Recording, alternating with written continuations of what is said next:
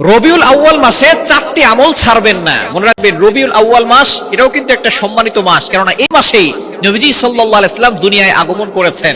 তবে কত তারিখে আগমন করেছেন এটা নিয়ে অনেক মতভেদ রয়েছে। কেউ বলেছেন রবিউল আউয়াল মাসের 2 তারিখ, কেউ বলেছেন 8 তারিখ, কেউ বলেছেন 9 তারিখ, কেউ বলেছেন 10 তারিখ, কেউ বলেছেন 12 তারিখ, কেউ বলেছেন 17 তারিখ। অনেক মতভেদ রয়েছে।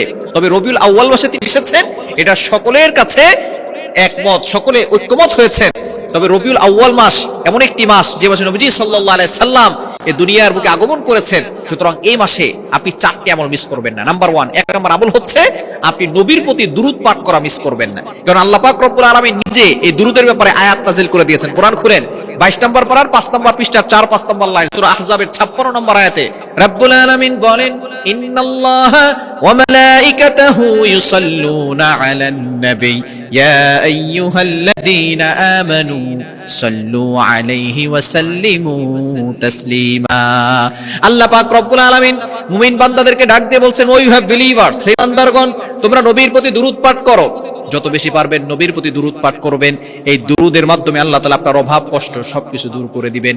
আল্লাহ পাক রব্বুল আলামিন বিপদ আপদ থেকে আপনাকে হেফাজত করবেন। এজন্য নবীর প্রতি দুরূদ পাঠ করবেন। কোন দুরূদ পাঠ করবেন? দুরূদ ইব্রাহিম, যেটা আমরা নামাজে পড়ি, এই দুরূদ ইব্রাহিম বেশি বেশি পড়বেন। দ্বিতীয় নম্বর আমল হচ্ছে আপনি নফল রোজা রাখবেন। নবীজি সাল্লাল্লাহু আলাইহি ওয়াসাল্লাম এই সোমবারে রোজা রাখতেন, প্রতি সোমবার রোজা রাখতেন প্রতি সপ্তাহে, এবং প্রত্যেক মাসে 13, 14, 15 আরবি মাসের 13, 14, 15 রোজা রাখতেন। আপনি রবিউল আউয়াল মাসের 13, 14, 15 রোজা রাখতে পারেন এবং প্রত্যেক সপ্তাহের সোমবার রোজা রাখতে পারেন।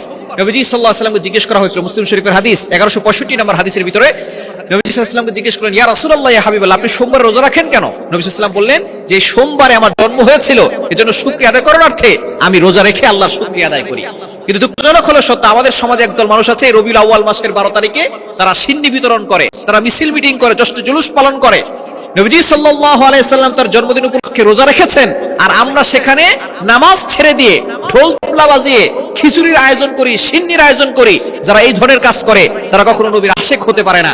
নবীর আশিক হতে হলে নবীকে আদর্শ মানতে হবে, নবী যেটা করেছেন সেটা আমাদেরকে করতে হবে। যদি আপনি নবীকে ভালোবেসে থাকেন, তাহলে নবীকে ভালোবেসে আপনি এই সোমবারে রোজা রাখেন, রবিউল আউয়াল মাসে বেশি বেশি করে রোজা রাখেন, আপনি নবীর প্রতি বেশি বেশি করে দুরূদ পাঠ করেন, সিন্নি খিচুড়ি খেয়ে কখনো আপনি নবীর আশিক হতে পারবেন না। এজন্য অবশ্যই আপনি সোমবারে রোজা রাখার চেষ্টা করবেন এবং রবিউল আউয়াল মাসে আপনি 13, 14, 15 এই তারিখগুলোতে রোজা রাখবেন।